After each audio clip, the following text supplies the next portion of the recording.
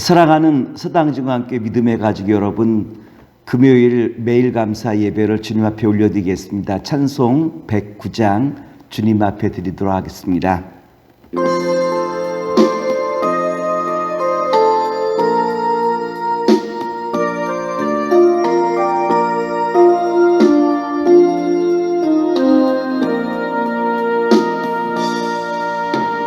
고요한 밤, 거룩한 밤, 어둠에 묻힌 밤, 주의 부모 앉아서 감사 기도 드릴 때 아기 잘도 잔다,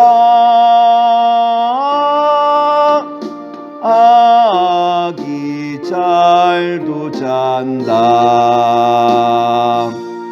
오늘은 마태복음 4장 12절로부터 17절에 나와 있는 말씀을 가지고 그늘에 앉은 자에게 빛을 비추다라고 한 말씀의 제목으로 말씀을 함께 나눠보고자 합니다. 왕이 도착하기 전에 왕의 행차를 알리는 나팔을 부는 사람이 있는데 이 사람을 가리켜 우리는 전령이라고 말을 해요. 전령의 역할은 왕이 도착하기 전에 왕이 올 것이라는 것을 큰 나팔을 불러 알리는 사람이 전령의 역할 아니겠습니까? 만일 왕이 도착했음에도 불구하고 큰 나팔을 여전히 불고 있다고 한다면 이것은 큰 민폐가 되는 것이죠. 오늘 성경에 보면 세례 요한을 가리켜 왕의 행차를 알리는 전령과도 같은 분이라고 우리에게 소개해 주고 있어요. 세례 요한은 예수님께서 오시기 전에 회개하라 천국이 가까이 왔다라고 선포하시며 뭐라고 말씀하시고 있죠? 나는 물로 세례를 베풀거니와 그는 성령으로 세례를 베풀 것이다 라고 선포하시며 예수님께서 왕이심을 분명하게 예고하신 분이 누구냐라고 말하면 세례 요한이었다라고 하는 거예요. 세례 요한의 일화를 우리에게 소개해 주고 있죠. 세례 요한이 감옥에 갇혔을 때 제자들이 세례 요한을 찾아와 뭐라고 이야기합니까? 요한복음 3장 26절에 보면 다음과 같이 말씀을 전해주고 있는데요. 말씀을 봉독하여 드리겠습니다. 그들이 요한에게 가서 이르되 랍비여, 선생님과 함께 요단강 저편에 있더니 곧 선생님이 증언하시던 이가 세례를 베풀매 사람이 다 그에게로 가더이다. 다시 말하면 모든 인기가 어디로 갔다는 거죠? 예수님에게 옮겨졌다라고 하는 거예요. 여러분, 지금까지 인기를 누리던 나의 모든 인기가 다른 사람에게 옮겨졌다라고 하는 것은 충분히 질투할 만한 상황 아니겠습니까? 근데 라이벌로 여기고 질투심으로 자기의 눈이 어두울 수 있는 환경 속에서 세례 요한은 제자들에게 뭐라고 응답해 주죠? 요한복음 3장 30절에 보면 다음과 같이 말을 해요. 말씀을 봉독하여 드리겠습니다. 그는 흥하여야 하겠고 나는 쇠하여야 하리라 하니라.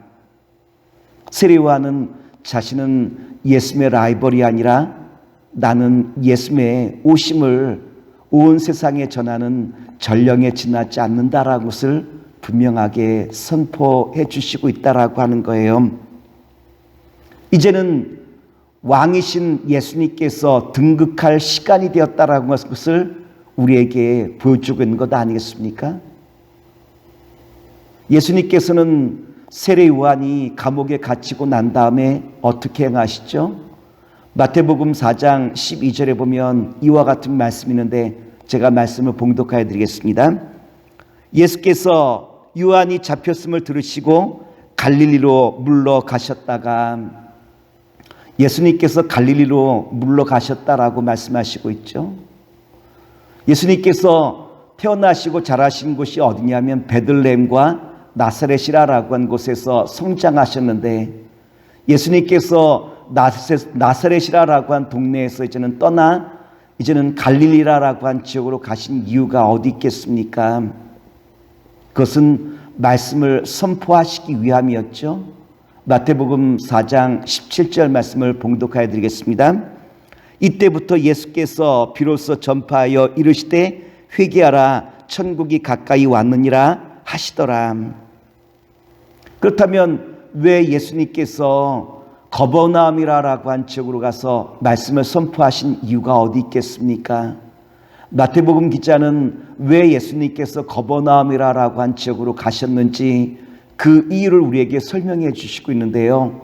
마태복음 4장 13절로부터 16절에 보면 다음과 같은 말씀이 있어요. 나사렛을 떠나 스불론과 납달리 지경 해변에 있는 거버나움에 가서 사시니 이는 선지자 이사야를 통하여 하신 말씀을 이루려 하심이라. 이르렀을 때 스불론 땅과 납달리 땅과 요단강 저편 해변길과 이방의 갈릴리여 흑암에 앉은 백성이 큰 빛을 보았고 사망의 땅과 그늘에 앉은 자들에게 빛이 비추었도다 하였느니라. 마태복음 기자는 선지자 이사야 선생님의 말씀을 인용하여 뭐라고 말씀하시고 있죠? 이사야 선지자님께서는 스불론 지역과 납달리 지역에 하나님의 영광의 빛이 반드시 비출 것이다 라고 한 말씀을 주셨는데, 스불론 지역과 납달리 지역은 어떠한 지역입니까? 이스라엘 백성들이 요단강 건너 땅을 분배할 때 이 거버나움 이 지역에 누가 땅을 분배받느냐라고 말하면 스불론 지파, 납달리 지파, 이사갈 지파, 아셀 지파가 이 땅을 분배받죠. 근데 예루살렘이 이스라엘의 수도였는데 예루살렘부터 이 거버나움 지역은 아주 멀리 떨어진 지역이었어요. 다시 말해서 정치적으로 경제적으로 이 거버나움이라고 한 지역은 예루살렘으로부터 소외당하고 그리고 또한 배척당했던 도시가 바로 이 지역이라고 하는 것을 우리에게 말씀해 주고 있지 않습니까? 갈릴리 지역은 이후에 아수르, 바벨론 그리고 또한 페르시아, 시리아 수많은 제국들에 의해서 점령당하고 그리고 또한 이주 정책에 따라 혼혈화되어지고 이로 말미암아 예루살렘이라고 한 중심으로부터 정치적으로 또한 종교적으로 경제적으로 더욱더 배척당하고 소외됐던 지역이 이 갈릴리 거버나움이라고 한 지역이었어요. 그래서 우리가 잘 알고 있는 예화가 있죠. 빌립이 나다나엘을 찾아와 내가 메시아를 만났다라고 이야기하며 나사렛 예수라라고 소개했을 때 나다나엘이 빌립에게 뭐라고 말하죠? 나사렛에서 무슨 선한 것이 나올 수 있겠느냐라고 반문하잖아요. 이만큼 이 거버나움이란 이 지역, 갈릴리라라고 한 이 지역은 소외당하고 배척당한 지역이라는 것을 우리에게 잘 보여주고 있어요. 근데 예수님께서 예루살렘이라고 한 중심에서 태어나신 것이 아니라 활동하신 것이 아니라 예수님께서 어느 지역에서 활동하기 시작했다는 거죠. 갈릴리 거버나움이라고 한 지역에서 말씀을 선포하기 시작했다라고 한 말씀인데 이것은 결국 무엇을 말하는 거죠? 배척당하고 수혜당한 자. 오늘 성경에서는 흑암 속에 있는 사람들, 그늘에 앉은 사람들에게 주님께서 생명의 빛을 주셨다라고 말씀하시고 있어요. 말씀을 정리하도록 하겠습니다.